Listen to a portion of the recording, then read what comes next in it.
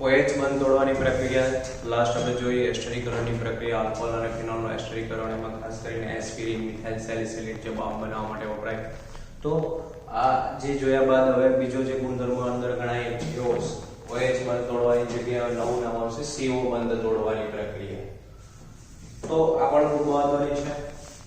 એમાં પહેલી થિયરી આપણે આગળના ચેપ્ટરમાં 10મા ચેપ્ટરમાં એલો આલ્કેન માં જોઈ ગયેલા છે લ્યુકાસ કસોટી આલ્કોહોલની હાઇડ્રોજન હેલાઇડ એટલે કે HX સાથેની પ્રક્રિયાઓ વર્ણવો આલ્કોહોલની પરત કસોટી સમજાવો એવું પણ આપણે કીધેલું એમને તો લ્યુકાસ કસોટી શું છે અત્યારે આપણે ઓલરેડી જોયેલું છે ફરી વાર રિવિઝન કરીને મિકેનિઝમ પણ આપણે જોવાની છે ક્રિયાવિધિ તો આ પણ એક મોસ્ટ આઈમ્પી થિયરી કહી શકાય તો ધ્યાન દઈએ કે આલ્કોહોલ છે એની નિર્જળ ZnCl2 ઝિંક ક્લોરાઇડ ની હાજરીમાં HX એટલે કે હાઇડ્રોજન ક્લોરાઇડ સાથે અથવા હાઇડ્રોક્લોરિક એસિડ સાથે તો આલ્કોહોલની નિર્જળ ZnCl2 ની હાજરીમાં સાંદ્ર HCl સાથે ગરમ કરતા ક્લોરોઆલ્કેન મળે છે બરાબર છે આ પ્રક્રિયા ટર્શરી આલ્કોહોલ સાથે ઝડપી સેકન્ડરી આલ્કોહોલ સાથે ધીમી અને પ્રાઇમરી સાથે મુશ્કેલ હોય છે એટલે એનો ક્રમ લખવો હોય તો આવો થાય પ્રક્રિયાનો ક્રમ ટર્શરી સાથે વધુ દ્વિતીયક સાથે થોડી ધીમી પ્રાથમિક સાથે મુશ્કેલ બીજું કાને આપણે પરખ કસોટી આ પ્રક્રિયાને આધારે પ્રયોગશાળામાં પ્રાઇમરી સેકન્ડરી કે ટર્શરી પ્રાથમિક દ્વિતીયક તૃતીયક આલ્કોહોલની પરખ થઈ શકે છે મિત્રો અને આપણે લ્યુકાસ અને ગ્રુવ કસોટી કીધેલું મારી નોટમાં તમે ચેક કરશો તો તમને ગ્રુવ નામ પણ લખેલું દેખાશે અને લ્યુકાસ પણ દેખાશે આ કસોટી દરમિયાન આલ્કોહોલમાં એસિડ ઉમેરી મિશ્રણને બરાબર હલાવી સહેજ ગરમ કરી રાખવામાં આવે છે જો આમાં શું કરવું પડે સૌથી પહેલા આલ્કોહોલ લેવાનો પછી એમાં એસિડ પછી હલાવી નાખવાનું હલાવીને મિશ્રણને બરાબર હલાવી સહેજ ગરમ કરીને થોડી વાર રાખો જો તમને એમાં ત્રણમાંથી એક વસ્તુ જોવા મળશે જો સપાટી ઉપર થોડા સમયમાં તેલી બિંદુ પાણીમાં તેલના ટપકા હોય એવા બિંદુઓ જોવા મળે તો તમને જે આલ્કોહોલ આપેલો છે તૃતીયક આલ્કોહોલ છે તેલી બિંદુ જોવા નથી મળતા 5 મિનિટ પછી તમને આખું દૂધિયું બનતું મિશ્રણ જોવા મળે તો મિશ્રણ દૂધિયું બને તો તમને આપેલો આલ્કોહોલ સેકન્ડરી છે અને પ્રક્રિયા થાય અગર હતું ને એવું ચોખ્ખું જ પડ્યું રહે તો સમજી લેવાનું કઈ અંદર પ્રોસેસ થઈ નથી એટલે પ્રાથમિક આલ્કોહોલ છે તો આ ત્રણ આલ્કોહોલ કેવી રીતે ખબર પડે એની આપણે પરખ કસોટી જોઈ મિત્રો ફિનોલ લ્યુકાસ કસોટી આપતો નથી મિત્રો આગળ ક્રિયાવિધિ જોઈએ લ્યુકાસની તો તૃતીયક આલ્કોહોલ આપણે લઈએ તો અહીંયા એક તૃતીયક આલ્કોહોલ લઈને આગળ વધુ તો આપણી પાસે અહીંયા R dash R double dash OH વત્તા H પ્લસ ઝડપી પ્રક્રિયા થશે મિત્રો બહુ સમજવા જેવું છે કે અહીંયા આપણી પાસે H પ્લસ છે તો આ ઓક્સિજનના બે ટપકા જે છે બે યુગ્મ એ H પ્લસ ને પોતાના તરફ ખેંચી લે છે એટલે ઓક્ઝોનિયમ આયન અથવા પ્રોટોનેટેડ આલ્કોહોલ કહેવાય તો R C R dash R double dash અહીંયા O H બીજો એક H મે લીધો કારણ કે એક H અહીંયા આવ્યો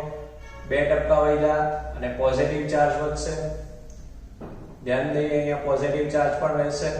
ચાર માંથી બે ટપકા થઈ ગયા આનું નામ આપણે ઓક્ઝોનિયમ આયન અથવા પ્રોટોનેટેડ આલ્કોહોલ તરીકે ઓળખીએ મિત્રો હવે આપણી પાસે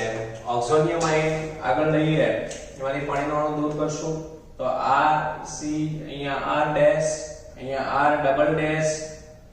O H અહીંયા H પોઝિટિવ ચાર્જ હતો એમ જ અત્યારે રાખ્યો બે ટપકા તો મિત્રો હવેની પરિસ્થિતિ શું કહે છે સમજવા જેવું રહેશે ચાલો તો હવે હું અહીંયા લખું છું એના પર ધ્યાન આપજો આ જે છે ધીમી પ્રક્રિયા રહેશે RDS લખું છું વેગ નિર્ણાયક તબક્કાને ઇંગ્લિશમાં RDS તરીકે લે રેટ ડિટર્મિનેશન સ્ટેપ હવે આ જે બોન્ડ છે એ પાછો ઓક્સિજન પર ચાલ્યો જાય અને તો અહીંયા R C R double dash R dash અને અહીંયા પોઝિટિવ કારણ કે બોન્ડ નીકળી ગયો અહીંયાથી વચ્ચેનો આ જે બોન્ડ છે એ નીકળી ગયો અને અહીંયા ગયો તો આપણી પાસે જે આ હતું એ સેમ રહેશે પણ ચાર ટપકા પાછા થઈ જશે પાણીને કારણે હવે આ જે બનીને આપણે કાર્બોકેટાઇન કહીએ તૃતીયક કાર્બોકેટાઇન તો આ તૃતીયક કાર્બોકેટાઇન છે અને આગળ લઈને ડાયરેક્ટ HCl માંથી H લીધો છે Cl બાકી છે તો R ડેશ ડબલ ડેશ બધું લઈ લીધું આપણે પોઝિટિવ ચાર્જ પણ લીધો વત્તા Cl જે છે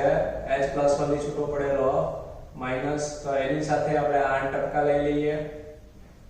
એમની સાથે પ્રક્રિયા કરાવીએ તો આ પોઝિટિવ ચાર્જ આ કાર્બન પર જશે, નેગેટિવ ચાર્જ પાસે બોન્ડ બનશે, તો R C R dash R double dash અને અહીંયા Cl, તો આ પ્રમાણે થઈ જશે, અહીંયા 6% જવાબ વધશે। તો મિત્રો આ પ્રમાણે ક્લોરોઆલ્કેન બને છે। તો અહીંયા મેં લ્યુકાસ કસોટી કમ્પ્લીટ કરી, ત્રણ તબક્કાઓ। પહેલો તબક્કો તૃતીયક આલ્કોહોલની એસિડના H+ સાથે પ્રક્રિયા થાય, ઓક્ઝોનિયમ આયન બનશે, એટલે ઓક્ઝોનિયમ આયન બને। હવે ઓક્ઝોનિયમ આયનમાંથી પાણીનો અણુ છૂટવો પડે, ધીમી પ્રક્રિયા કાર્બોકેટાયન બનશે, કાર્બોકેટાયન ક્લોરાઇડ આયન સાથે પ્રક્રિયા કરશે, આ પણ પ્રક્રિયા ઝડપી રહેશે, ઝડપી પ્રક્રિયા થશે, અને ક્લોરોઆલ્કેન જે આપણે બનાવવાનું છે આપણે બનાવ્યું। હવે પછીની જે છે આલ્કોહોલની ફોસ્ફરસ ટ્રાયહેલાઇડ સાથેની પ્રક્રિયા વાળું પ્રાઇમરી અને સેકન્ડરી આલ્કોહોલ PBr3 સાથે પ્રક્રિયા કરીને બ્રોમો આલ્કેન આપે છે। આ આલ્કોહોલ વત્તા PBr3 આ bromo alkane plus phosphorus acid છૂટું પડ્યું। આ ઉદાહરણ લીધું, ઇથેનોલના 3 મોલ PBr3 સાથે પ્રક્રિયા H3PO3 છૂટું પડ્યું અને અહીંયા બ્રોમો ઇથેન બનશે। સેમ અહીંયા પણ OH છે નીકળીને ત્યાં Br આવી જશે, એટલે દેખાતું ન હોય તો હમણાં પેલું કરીશ એટલે ખબર પડી જશે તમને મિત્રો। તો ખૂબ મહત્વની થિયરી જે આપણે અહીંયા લ્યુકાસ કસોટી અને એની મિકેનિઝમ જોઈ, જેમાં આમાં ખાસ વિદ્યાર્થી મિત્રો એક જોવાનું કે જ્યારે આપણે એસિડ ઉદ્દીપક હાઇડ્રેશન આલ્કોહોલની બનાવટ પહેલી બનાવટ હતી આલ્કીનમાંથી, અને આ બંને મિક્સ ન થાય એનું બહુ જ ધ્યાન દેવું પડે, ખાસ કરીને બેની પ્રેક્ટિસ એક સાથે કરવી પડશે। ભૂતકાળમાં વિદ્યાર્થીઓ આ બંને પ્રક્રિયાને મિક્સ કરી દે છે, કારણ કે બેમાં પ્રોટોન અને આલ્કોહોલ ઓક્સિજન આયન બને છે, જેથી કરીને કેવી રીતે પણ કોમન છે, એકમાં આલ્કોહોલ બનાવવાનું છે મિત્રો, અને એકમાં ઓલરેડી શરૂઆત જ આલ્કોહોલથી થાય છે। આ આલ્કોહોલથી શરૂઆત થઈ અને આપણે હેલો આલ્કેન બનાવ્યું, પહેલામાં એકમાં તો બધી આલ્કેનથી શરૂઆત થઈને છેલ્લે આલ્કોહોલ બનવાનું, એટલે એ થોડું જોવાનું રહેશે, પ્રેક્ટિસ કરશો તો જ ખબર પડશે। તો અહીંયા આપણે આગળ PBr3 સાથેની પ્રક્રિયા આલ્કોહોલની છે, એને આપણે આગળ વધારીએ।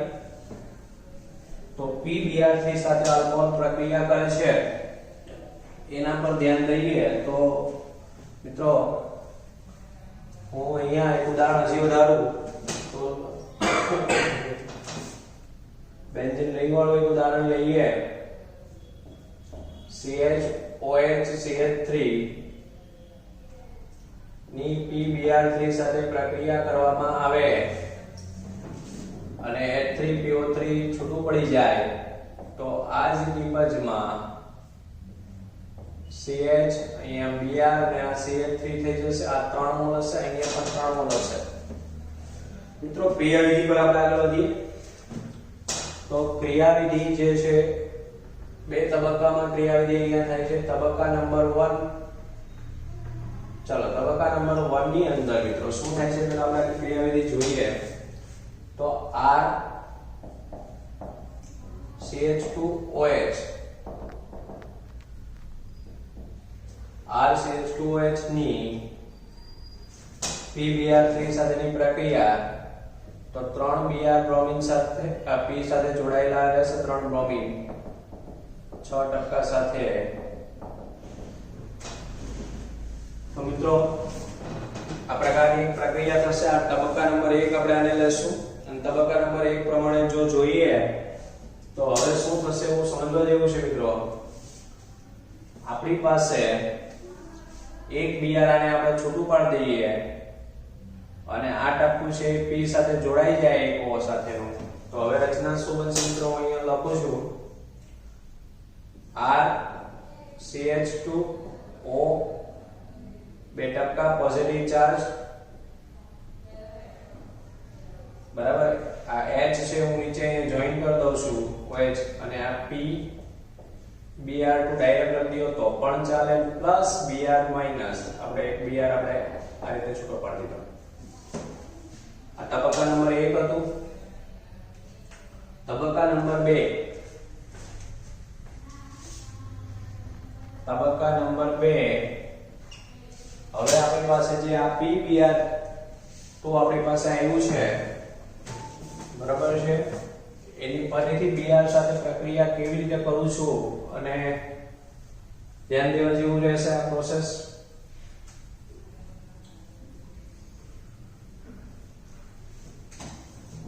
તો આ પ્રમાણે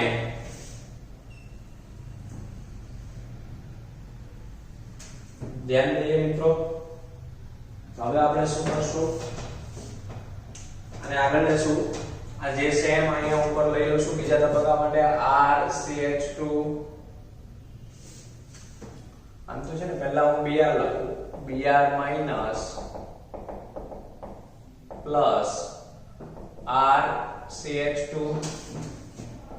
OH PBr2.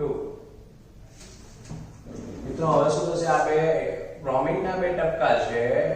એ CH2 ને પોતાના તરફ ખેંચી લેશે અને આ બોન્ડ અહીંયા ચાલ્યો જશે. તો હવે જે નિપજ બનશે મિત્રો એ કઈક આવી બનશે RCH2Br